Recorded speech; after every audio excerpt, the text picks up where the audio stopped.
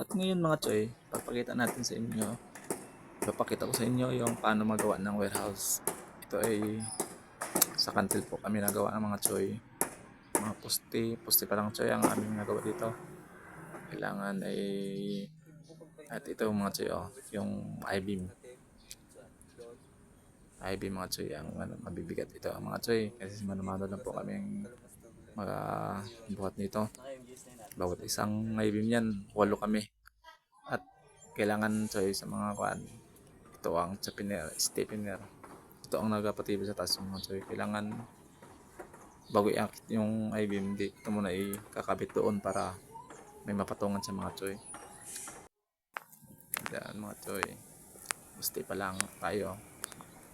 Saka mga choy, bago tayo mag-akyat sa taas, kailangan muna yung poste ay tibayan muna natin mga choy. At kailangan na full na lahat yung stiffener.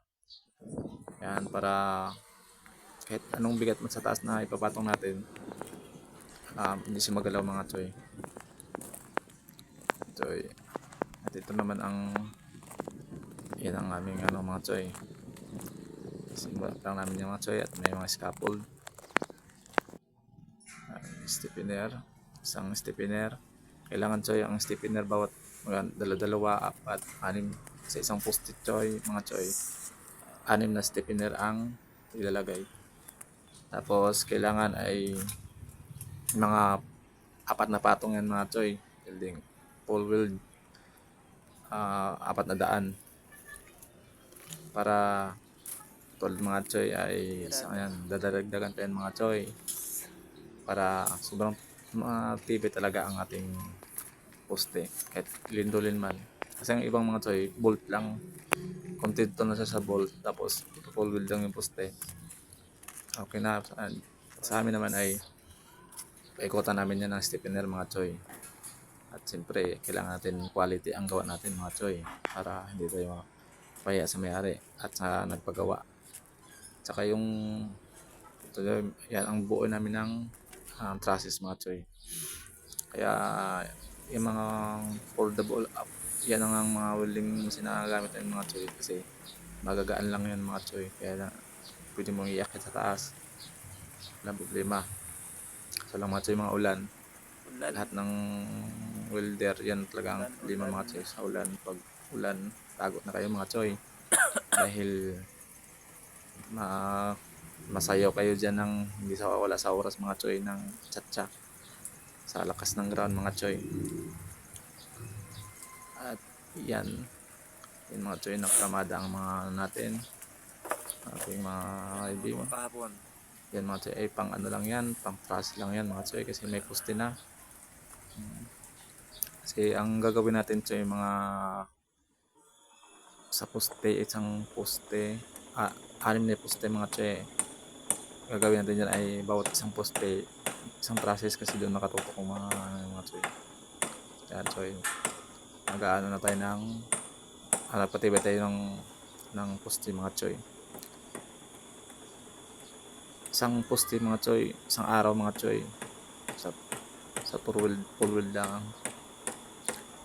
kailangan choy, kailangan i-full wheel dyan mga choy para makaangat na tayo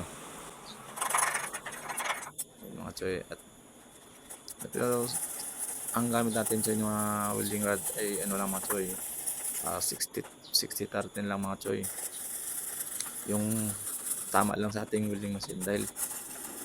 Pero may malaki kaming welding rod mga choy. Pag malaki ang sawang, kailangan malaking welding rod. Pero mga choy, nagainit siya yung mga handle natin mga choy, kaya hindi natin siya pwedeng ibabad mga choy. Kailangan pag mga lang ganyan, pwede na yung mga 60-30 lang, maliliit lang mga choy. Kailangan sa mga ganito ay kailangan sticker na yan magkakabilaan mga choy, tsaka sa gilid.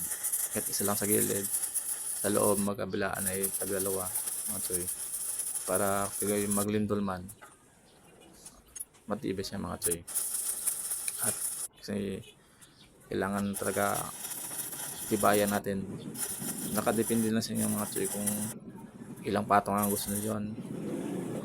Sa amin naman ay ayos naman mga nakadepende mga choy kung maganda ang kapit ng pangatlo, pwede yung pangatlo na mga choy. Kasi yung iba, yung mga choy sa mga welder kasi minsan gahina choy ang kurente. Kaya akala mo may kakapit na yung pag tik-tik mo, lakas lang pala mga choy. Kaya dadagdagan mo na ulit mga choy. Kaya minsan yan ang problema natin yung kurente na galakas gahina siya, lakas gahina mga choy. Sa mga welder dyan, shout out sa ano, yan mga choy. At mahirap yan i-vertical kasi mga choy, apiki, bangga yung handle natin mga choy. Shout out dyan sa mga tupad. Sana naman bigyan na ni bigyan tayo ni tupad. Yan mga choy. Tapos pagkatapos ng mga choy ay matapos na natin yung 6 na poste mga choy. Pag full weld, bubuo na tayo choy ng mga trusses mga choy. Ang trusses natin ay iba-iba sa ang sukat ng truss natin, pero yung guide na gagawin una, yun na yung guide niya mga choy, pero babaguhin lang sa sukat. Yan mga choy. Yan ang choy ay isang patong pa lang yan. Kailangan may 3 pa. Nakadepende na yan choy kung maganda ang kapit nung dalawa.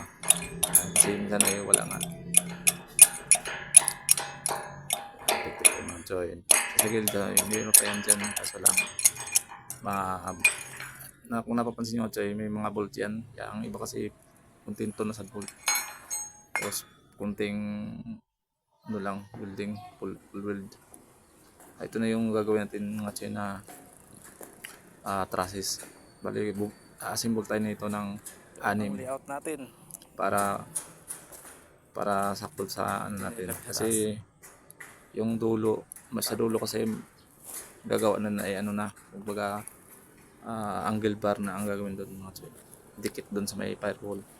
So itong poste, bawat poste lang mga choy, magbuo tayo ng 6. Yan, bawat poste kasi dyan yan, bawat poste dyan ang tumbok na yan mga choy. Ito na ang natin mga choy. Yan. Kailangan tapusin ito mga choy. Tapos ang chain block lang namin mga choy ay 5 tons. Yun ang mag-aangat mga choy sa kapasas na. Tapos yung 3 tons, 2 tons. Yung half parang hindi na masyado magagamit dahil mahina na siya. Kaya balik na siya kasi sa bigat. Pero yung 2 tons, pwede pa siya sa baba lang, panghila lang. Tapos kailangan mga choy, loob yung puso mo, hindi ka takot sa taas sabi kay welder, o mag-apply pa lang ng welder o helper. Kailangan yan na sanayin mo ang sarili mo sa taas kahit sakyatan. Dahil kami mga choy, kahit wala kaming mahawakan dyan, tulay kami dyan kahit wala kaming mahawakan, mahangin man, at balance lang talaga mga choy kahit walang harness. Yan, tulad ng mga choy, kahit wala siyang nahawakan, nataas yan mga choy. Kaya lahat ng ingat-ingat lang talaga, at siyempre dandahan lang para hindi ka mahulog. Kasi pag once nahulog dyan mga choy, sigurado ang bali ang buto mo dyan. Kaya kailangan talaga ng samahan ng ingat talaga mga choy. Kasi wala tayong harness. Kasi mga choy, dito hindi kami sanay sa harness mga choy. May taga sa amin doon. Saka dyan sa gilid mga choy, lalagyan natin ng poste yan. Kaso lang hindi ko na videohan yung paglagay dyan dahil gumagawa tayo mga choy. Ito mga choy, yan. Yan choy, may tao sa taas. Yung talagang tulay lang siya choy. Ito sa gilid choy, nagbuo na tayo ng scaffold. Yung scaffold din sa unahan, yung sa harapan, lilipat dito sa gilid, just may bakod na ito.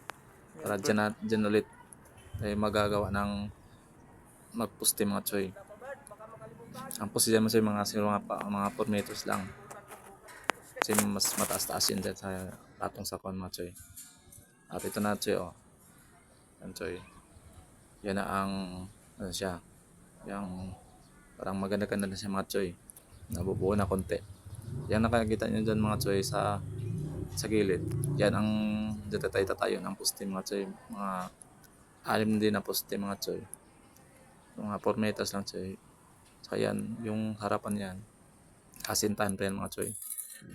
Ito choy, mga nakabuo na tayo ng dalawa. Ito na yung taas mga choy. Sa magkadulo mga choy.